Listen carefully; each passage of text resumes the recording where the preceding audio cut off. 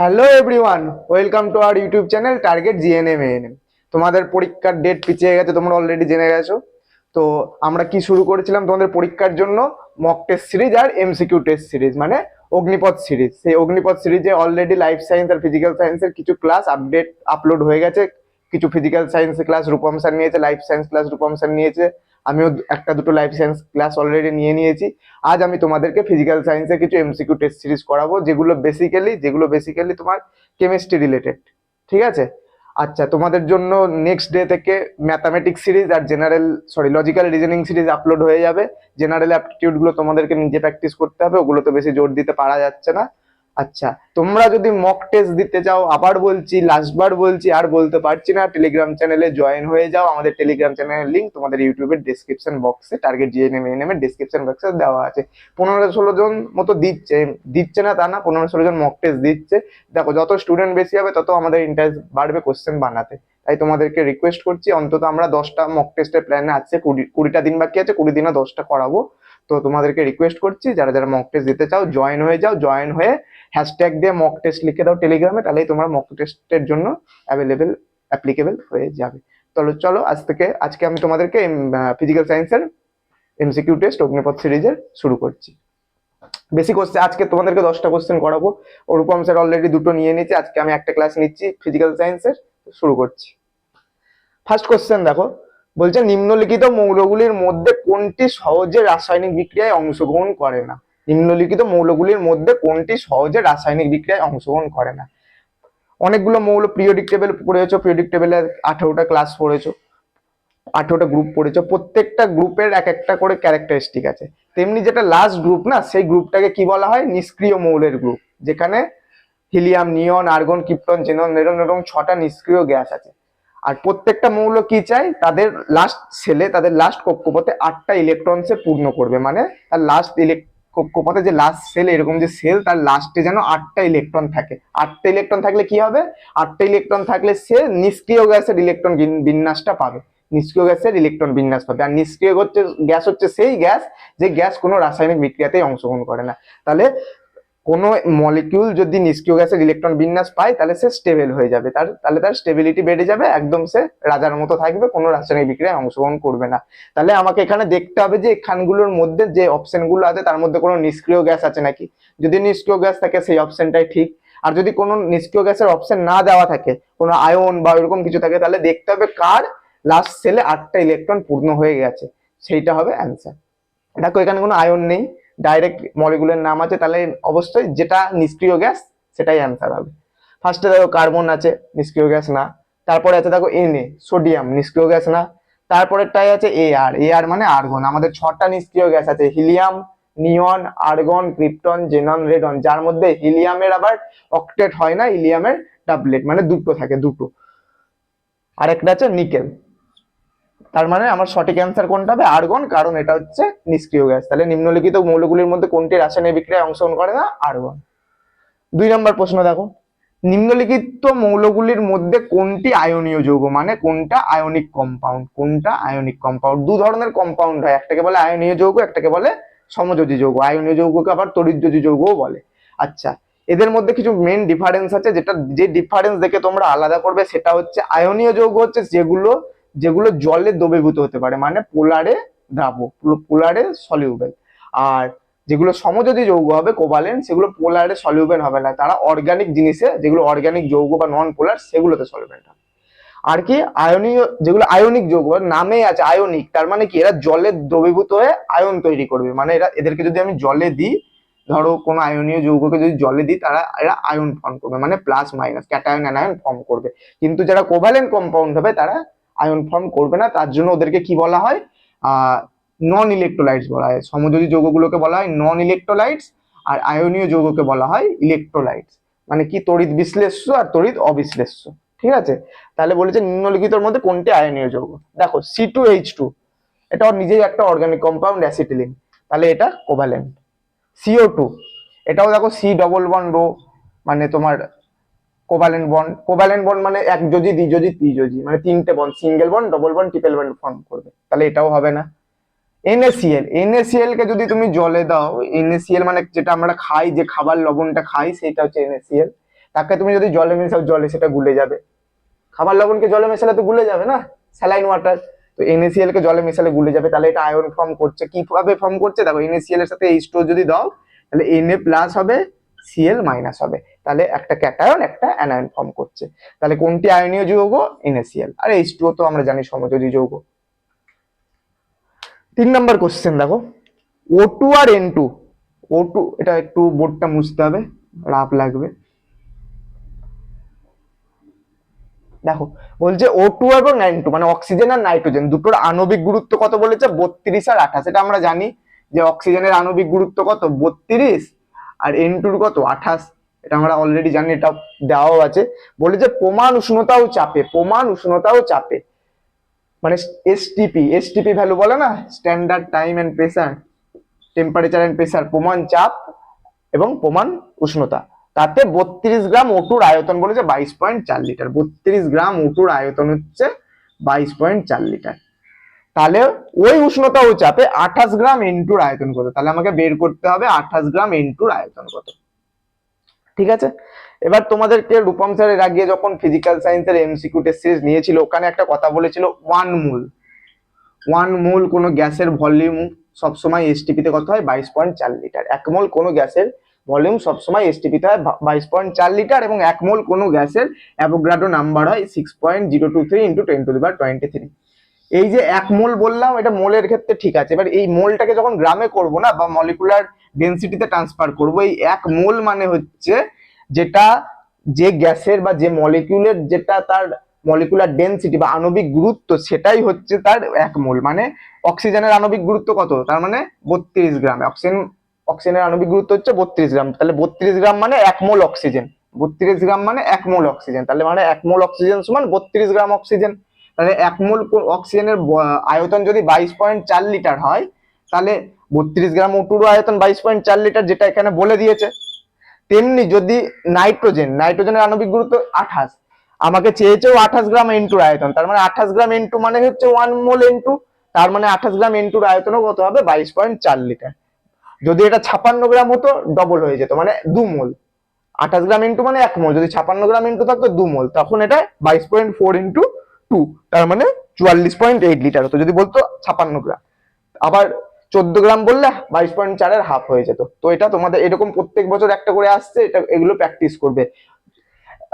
একটা হচ্ছে আয়তন 22.4 লিটার, একটা হচ্ছে অ্যাভোগাড্রো নাম্বার 6.023 × 10⁻23। এই দুটো দিয়ে প্রত্যেক বছর একটা করে আসছে, প্র্যাকটিস করবে। লাস্ট কোশ্চেন দেখো, মানে 4 নম্বর কোশ্চেন দেখো, O2, H2 আর S মানে অক্সিজেন, হাইড্রোজেন, সালফার তিনটের আণবিক গুরুত্ব কত বলেছে? 32, 2, 32। অক্সিজেনের 32, হাইড্রোজেনের 2, সালফারের 32। তাহলে H2SO4 এর আণবিক গুরুত্ব কত? ঠিক এইরকম একটা যত সম্ভব H3PO4 দিয়ে এর আগের দিন একটা ক্লাসে এমসিকিউ সিরিজের রূপম স্যার করিয়েছিল। তার মানে আণবিক গুরুত্ব বের করা বা এই রিলেটেড কোশ্চেন প্রত্যেক বছর আসছে। তাহলে কি করতে হবে? H2SO4, হাইড্রোজেন কটা? দুটো। তাহলে H2 এর কত বলেছে? H2 এর আণবিক গুরুত্ব কত বলেছে? 2। ঠিক আছে, আচ্ছা অক্সিজেনের সালফারের কত বলেছে? 2। আর অক্সিজেনের আণবিক গুরুত্ব কত বলেছে? 32, তাই তো? এখানে O4 আছে, অক্সিজেন মানে 32, এখানে O4 আছে, মানে দুটো 32 + 32। আর হাইড্রোজেন কটা আছে? হাইড্রোজেন আছে তোমার 2 × 2। ঠিক আছে, হাইড্রোজেন আছে 2 × 2, বলেছে 32। অক্সিজেনের আণবিক গুরুত্ব বলেছে 32। O2 এর, তাহলে O এর কত? 16। H2 এর আণবিক গুরুত্ব কত বলেছে? 2, তাহলে H এর কত? 1। আর S এর বলেছে 32। ঠিক আছে, তার মানে আমরা তিনটে ভ্যালু কি কি পেলাম? O এর 16, H এর 1, S এর 32। O এর 16, H এর ক্ষেত্রে 1, H এর আণবিক গুরুত্ব 1, S এর ক্ষেত্রে 16, O এর ক্ষেত্রে S এর ক্ষেত্রে 32, O এর ক্ষেত্রে 16। দেখো H কটা আছে? দুটো, তার মানে 1 × 2। S কটা আছে? একটা, 32 × 1।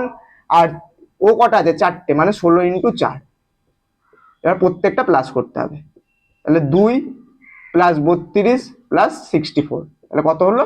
4 আর 2 6 আর 2 8, দেখো 98। তাহলে O2, H2, SO এর আণবিক গুরুত্ব এত এত এত, তাহলে H2SO4 এর আণবিক গুরুত্ব কত? 98। আণবিক গুরুত্ব থেকে কিন্তু প্রত্যেকবার কোশ্চেন আসছে। এবার নেক্সট কোশ্চেন 5 নাম্বার কোশ্চেন। এবার নেক্সট কোশ্চেন 5 নাম্বার কি আছে, 5 নাম্বার কোশ্চেনটা কি আছে, 5 নাম্বার কোশ্চেনটা কি আছে, 18 এ আর 40 মানে 18 আর্গন 40, 19 কে 40 মানে 19 পটাশিয়াম 40, 20 সিএ 40, 20 ক্যালসিয়াম 40।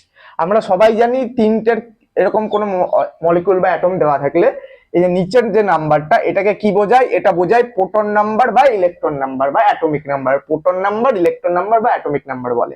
আর উপরের গুলোকে কি বলে, উপরের গুলোকে বলে মলিকুলার তোমার ভর সংখ্যা। উপরের গুলো কি বলে মলিকুলার মাস মানে কি বলে ভর সংখ্যা। নিচের গুলো প্রোটন, উপরের গুলো ভর। আর ভর থেকে প্রোটন বাদ দিলে কি চলে আসে, নিউট্রন। এইভাবে তিনটে জিনিস বের করে। এইবার কোন মলিকিউলের যদি প্রোটন পরপর যদি এখানে 20 20 20 থাকতো, সব প্রোটন সংখ্যা যদি সমান থাকতো তাকে তবে তাকে কি বলা হতো, আইসোটোপ। যাদের ভর সংখ্যা সমান তখন তাকে বলা হয় আইসোবার। আর যখন নিউটন সংখ্যা সমান হয় দু তিনটে মলিকিউলের তখন তাকে বলা হয় একই মলিকিউলের আইসোটোপ। তাহলে প্রোটন সংখ্যা সমান হলে আইসোটোপ, ভর সংখ্যা সমান হলে আইসোবার।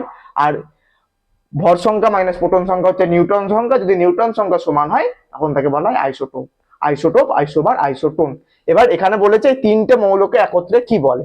প্রত্যেকের কিন্তু ভর সংখ্যা সমান, প্রত্যেকের কি সমান, ভর সংখ্যা সমান। তাহলে প্রত্যেককে একসাথে কি বলবো, আইসোবার। কি বলবো, আইসোবার। দেখো আইসোটোপ হবে না, আইসোটোপ মানে প্রোটন সংখ্যা, আইসোটোন মানে নিউটন সংখ্যা, আইসোবার মানে ভর সংখ্যা। তাহলে 18 এ 40, 19 কে 40, 20 সিএ 40, তিনটে মৌলকে একসাথে কি বলে, আইসোবার। তারপরের কোশ্চেন দেখো, এটা একটা ম্যাচ আছে, ম্যাচিং করতে হবে। ফার্স্টে আছে CAO calcium oxide, NaOH sodium hydroxide, CaCl2 calcium chloride, আর HNO3 নাইট্রিক অ্যাসিড। আর এদিকে কি আছে, অ্যাসিড বেস অ্যালকালি সল্ট। এবার আমাকে দেখতে হবে কোনটা অ্যাসিড কোনটা বেস। দাও লাস্টেরটা তোমরা যদি দেখো HNO3, এগুলোর ক্ষেত্রে আগে চেষ্টা করবে এক থেকে যে দুটো পারছো সে দুটো ম্যাচ হয়ে গিয়ে অপশন মেলানোর চেষ্টা করবে, ঠিক আছে, যদি সবগুলো না জানা থাকে। দেখো HNO3 নাইট্রিক অ্যাসিড, নামেই আছে নাইট্রিক অ্যাসিড, তাহলে চারেরটা হবে এ। আমরা আগে দেখে নি কোন অপশনে 4 এ আছে। এই দেখো এই অপশনে 4 এ আছে, এই অপশনে 4 এ আছে, তার মানে এই দুটো বাদ, বি আর সি বাদ। তাহলে অপশন এ আর ডি এর মধ্যে একটা ঠিক হবে। আচ্ছা, আর আমরা এখানে কি জানি বলো, তোমরা জানো কোনটা, দেখো ক্যালসিয়াম ক্লোরাইড। ক্যালসিয়াম ক্লোরাইড মানে কি, লবণ, এটা একটা সল্ট। তাহলে তিনেরটার সাথে, তিনেরটার সাথে কি হবে, ডি। তিনেরটার সাথে ডি, যে অপশনে তিনেরটার সাথে ডি আছে সেটা ঠিক, এটা তিনের সাথে সি আছে, তাহলে এটাও বাদ। তাহলে ঠিক কি হচ্ছে, তিনের সাথে যেটা ডি আছে এইটা, তার মানে এই অপশনটা ঠিক হবে। দেখো CaCl2 কি, CaCl2 salt, HNO3 acid, NaOH মানে অ্যালকালি, যেটা জলে যে বেস জলে দ্রবীভূত হতে পারবে তাকে বলে অ্যালকালি, ঠিক আছে। NaOH অ্যালকালি আর CoA হচ্ছে বেস।